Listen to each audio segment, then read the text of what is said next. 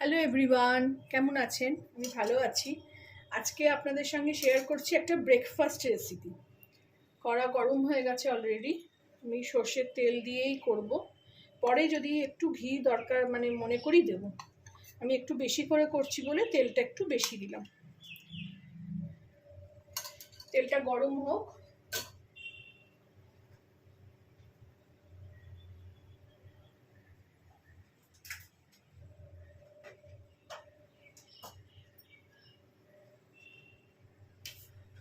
তেলটা গরম করে আমি ফিরে আসছি।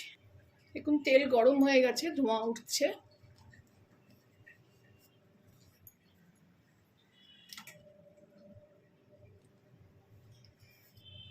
এরপর এর মধ্যে আমি চিনে বাদাম, কাঁচা বাদাম, এগুলো ভেজে নেবো। এগুলো আমি ভালো করে আগে ছাঁকনিতে দিয়ে ছেঁকে নিয়েছি, ঝেড়ে নিয়েছি, যাতে নোংরা না থাকে।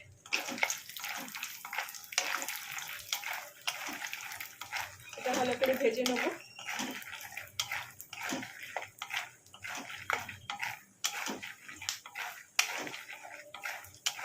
ভেজে নিয়ে ফেরত আসছি। দেখুন ভেজে নিয়েছি অলরেডি। আর এদিকে আমি আঁচটা কমিয়ে দিয়েছি। আর এদিকে দেখুন চিড়েটাকে আমি ধুয়ে নিয়েছি। ধুয়ে একেবারে ভাতের ফ্যান গালার মতন করে এরমভাবে ঢাকা দিয়ে জল ঝরিয়ে নিয়েছি, এরমভাবে। আর চিড়েটা সেখানে দেখুন কত ঝরঝরে হয়েছে। এখানে মোটা চিড়ে চাই আমার, ঠিক আছে? দেখুন ঝরঝরে একেবারে। ধুয়ে ভালো করে তেল জল পাল্টে পাল্টে ধুয়ে নিতে হয়। চিড়ে প্রচণ্ড নোংরা থাকে। সে ধুয়ে নিয়ে আমি এরমভাবে জলটা ঝরিয়ে নিয়েছি। আর এদিকে বাদামটাও ভাজা হয়ে গেছে। এই চিড়ের মধ্যেই আমি বাদামটা তুলে নেব। আলাদা জায়গা করার দরকার নেই, কারণ এর চিড়ে যখন দেবো তখনই বাদাম দেবো।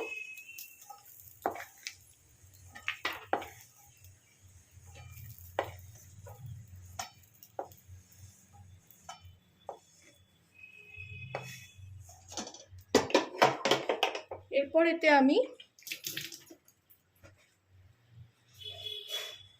3টে ছোট এলাচ,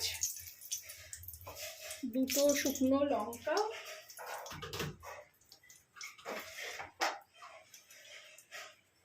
আর একটু জিরে ফোড়ন দিয়ে নেব।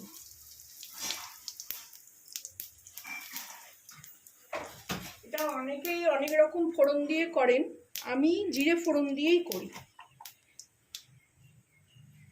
ফোড়নটা ভাজা হয়ে গেছে, গন্ধ ছাড়ছে খুব সুন্দর। এরপরে আমি ছোট ছোট করে আলু কেটে রেখেছি, সেটা দিয়ে দেবো।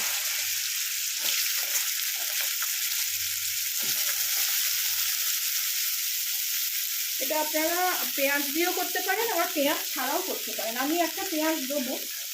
আগে একটু আলুটা ভালো করে ভেজে নিই, নয়তো কাঁচা থাকে।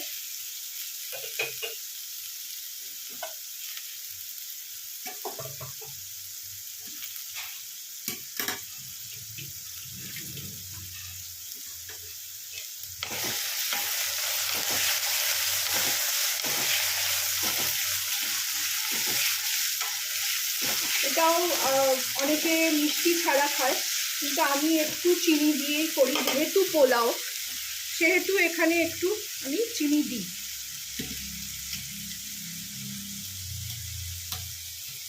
কখনো কখনো তো আমি পেঁয়াজ ছাড়াও করি।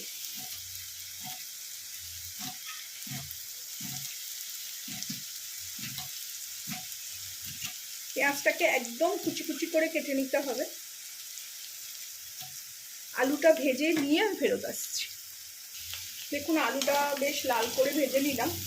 এবার আলুটাকে একটু সাইড করে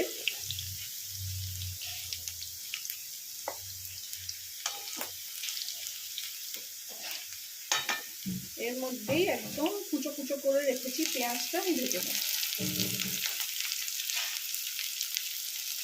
এগুলো খুব চটজলদি জলখাবার একটা। হাতের কাছে সব গুছিয়ে দিতে পারলে আধা ঘন্টাও লাগবে না এটা করতে।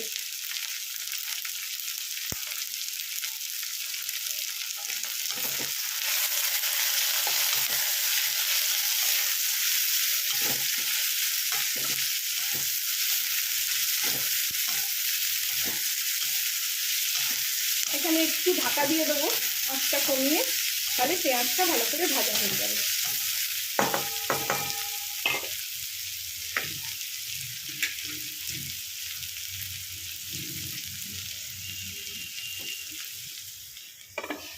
ফিরে আসছি আলু পেঁয়াজ ভেজে নিয়ে।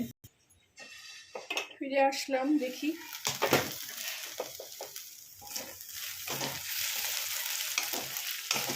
পেঁয়াজও ভাজা হয়ে গেছে, আলুটাও নরম হয়ে গেছে অলরেডি।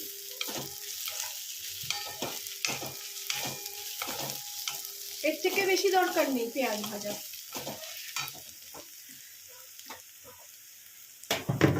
এর মধ্যে আমি এবারে একটু হলুদ দেবো,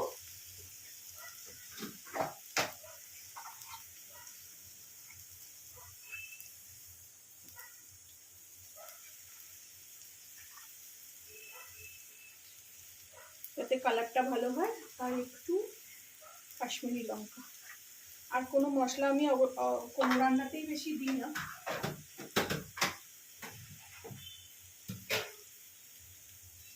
চিনি আর নুনটা আমি চিড়ে দিলে দেবো। এই সময় আমি একটুখানি ঘি দিয়ে দেবো, যাতে টেস্টটা ভালো আসে।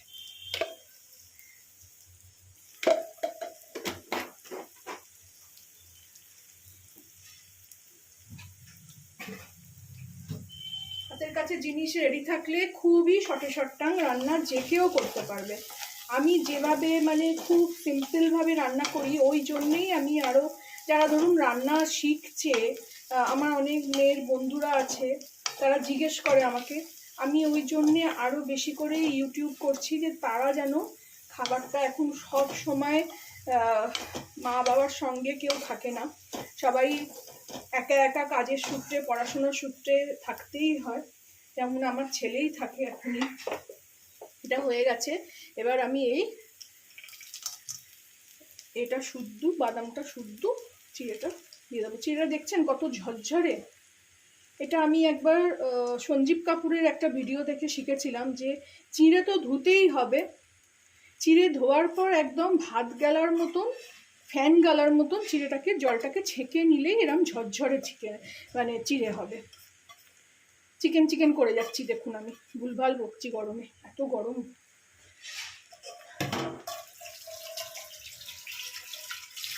এবার এটাকে ভালো করে মিলিয়ে নেব,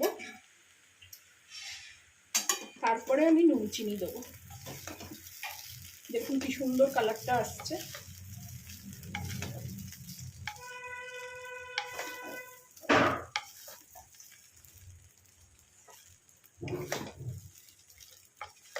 এভাবে ভালো করে মিশিয়ে নিই।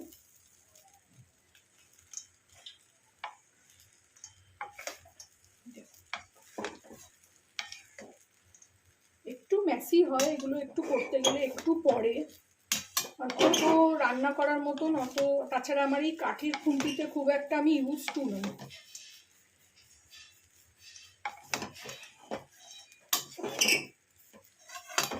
ঘুরিয়ে ঘুরিয়ে নিয়ে সবটা মেলাচ্ছি।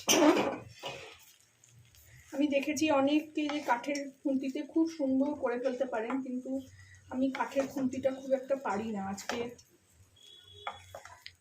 এই দেখো কত পড়লো।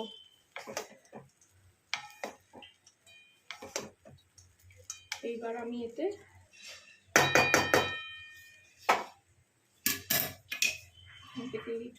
তুলে নিই, সব পরিষ্কার করা আমার এক্ষুনি।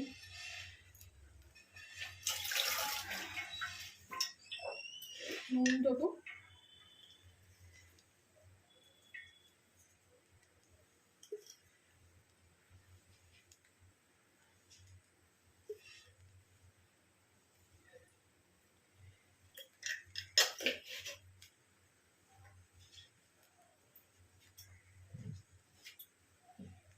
এবার আমি এতে চিনি দেবো, একটু মিষ্টি মিষ্টি হবে এটা। আমি অন্তত তাই করি, কারণ আমার চিড়ের পোলাও নোনতা একেবারেই ভাল লাগে না। অনেকে সর্ষে ফোড়ন দিয়েও করে, সেটাও আমার পছন্দ না। আমি তো কোনো খাবার আপনাদের আগেই বলেছি টেস্ট করে দেখি না, পরে এটাকে টেস্ট করি, মানে খাই যখন, তখন এত সুন্দর খেতে হয় যে বলে বোঝাতে পারবো না। আমার রান্না বলেই বলছি না।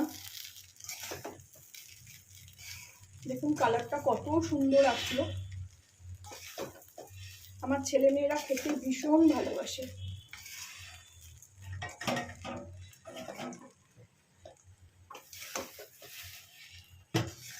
আপনারাও এইভাবে বানাবেন, খাবেন, আমাকে জানাবেন আমার মতন করে, আমি যেমন সিম্পল ভাবে একদম বানাই।